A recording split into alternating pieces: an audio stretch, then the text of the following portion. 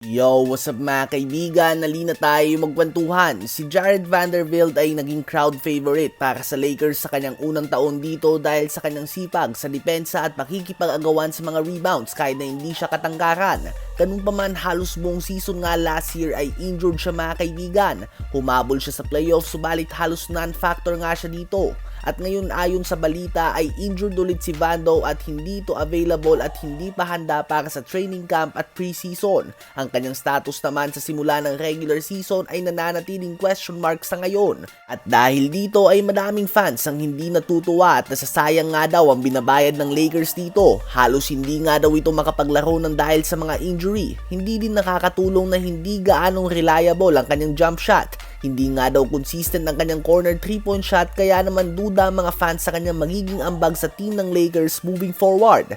Si Vando ay may 48 million na sahod sa Lakers hanggang sa taon na 2028. So 12 million per year nga ang sahod niya mga kaibigan at nagtala siya last season ng 4 points and 6 rebounds per game sa average playing time na 20 minutes per game.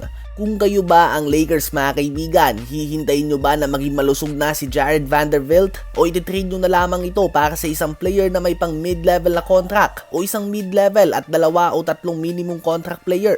Ngayon ay tumungo naman tayo sa pahayag ni Kevin Garnett na wag nga daw tulugan ang Phoenix Suns dahil may kakayahan nito na magkampiyon sa panguna ng kanilang 3 star. Well, ang Suns nga mga kaibigan ay isa sa mga pinaka-talented team sa West at sa buong NBA. Patungo sa series sila ng Minnesota Timberwolves last playoffs ay madami nga nagsasabi na favorites ang Suns kahit the Timberwolves ang number 3 seed.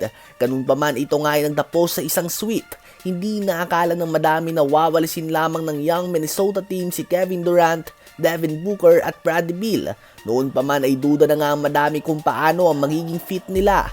Nilagay nila si Devin Booker sa point guard spot na obviously ay hindi naman ito legit na point guard. Sa regular season nga ay kaya pa ni Booker na maging point guard. Subalit kapag playoffs na kung saan ang pag-aaralan ng opensa ng isang team, dito na nga dumadami ang kanyang turnovers at bumabagsak ang field goal percentage. Shoot first type of player nga si Devin Booker, subalit as the point guard of Phoenix Suns, kailangan niyang magpaubaya at masi-involve sila KD, Bradley Beal at Nurkic sa opensa. At dito nga siya nawawala sa rhythm.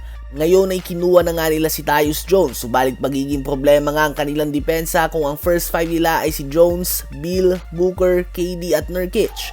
Kaya naman ang paglagay kay Bradley Beal sa bench ang posibleng solusyon sa problema ng Suns sa opensa at depensa. This way nga ay hindi sila mag-aagawan ng mga tira.